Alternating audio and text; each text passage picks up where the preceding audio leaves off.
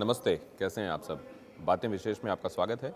अजय और दिव्या के साथ मैं दिनेश आपका स्वागत करता हूं। शाम 6 बजा होगा, 20 सितंबर शाम 6 बजे खबर आई कि अखाड़ा परिषद के अध्यक्ष महंत नरेंद्र गिरी नहीं रहे।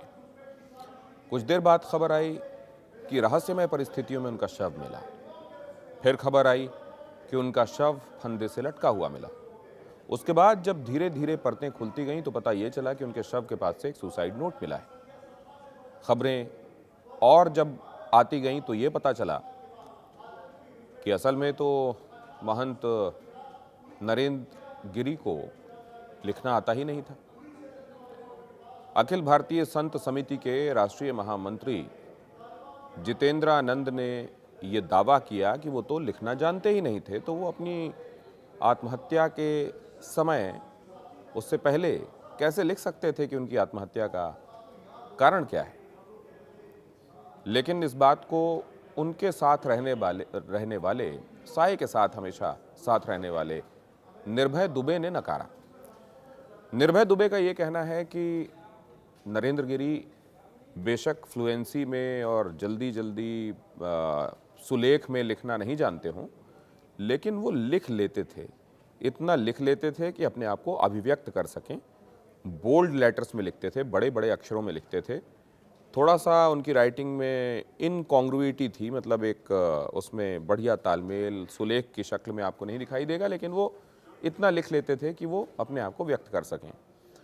तो क्या उसमें वो जो लेटर है वो इसी तरह का लिखा हुआ लेटर है, सुसाइड नोट, जिसमें उन्होंने अपनी बात तो स्पष्ट कर दी है, वो बेशक बहुत सुलेख में नहीं लिखा हुआ है, या एक्चुअली वहाँ पर सुसाइड नोट प्लांट किया गया था किसी की तरफ से और सुसाइड नोट किसी ने एक तरतीबवार हैंड राइटिंग में लिखा है और उसके बाद उनकी हत्या करके उन परिस्थितियों को ऐसा बनाया गया है कि लोगों को ये लगे कि आत्महत्या है।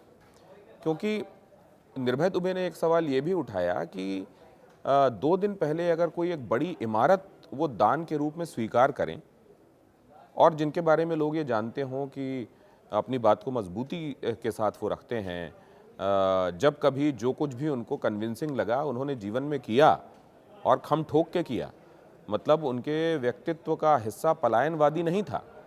ऐसा व्यक्ति क्या सुसाइड कर सकता है, आत्महत्या कर सकता है?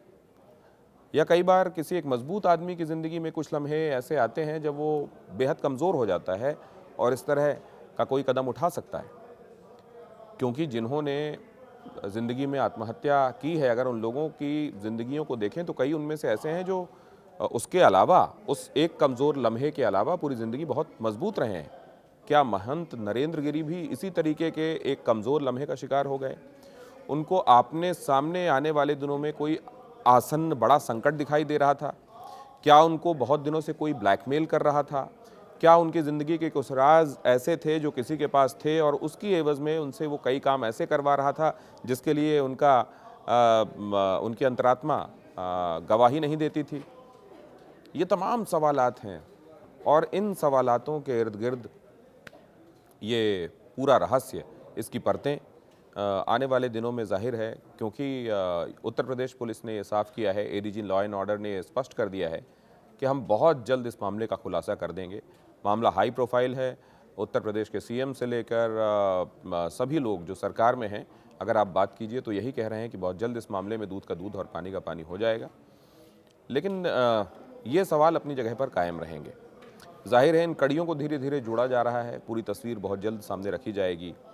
क्या वो तस्वीर जब सामने आएगी तो लोग कन्विंस होंगे कि हाँ, बहुत अच्छे तरीके से इन्वेस्टिगेशन होने के बाद एक सच ऐसा सामने आया है जो बिल्कुल कन्विंसिंग है? क्या हर एक किरदार को इससे जुड़े हुए, इस पूरी कहानी से जुड़े हुए हर एक किरदार के चेहरे से पर्दा हट जाएगा? लोग उम्मीद कर रहे हैं कि बहुत जल्द ऐसा हो और यहाँ तक कि विपक्षी पार्टियाँ भी इस बात को लेकर ये कहने लगी हैं कि बहुत जल्द इसको कराया जाना चाहिए।